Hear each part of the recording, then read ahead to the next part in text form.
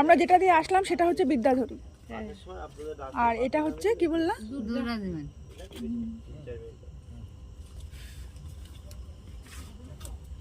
তবে ইলিশ মাঝে মধ্যে আমাদের এই নদীতে ঢুকে পড়ে।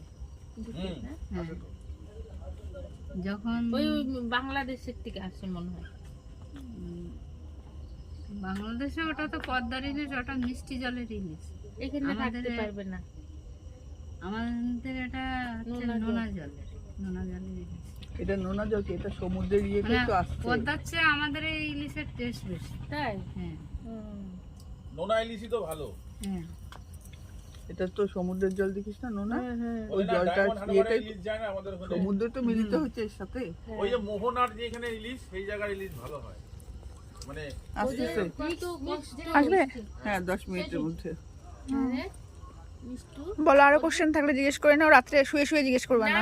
আমার খুব ভালো লাগছে, হ্যাঁ হ্যাঁ একটা ফটো তুলে দিদির সাথে। হ্যাঁ হ্যাঁ নিশ্চয়ই, দাঁড়াও।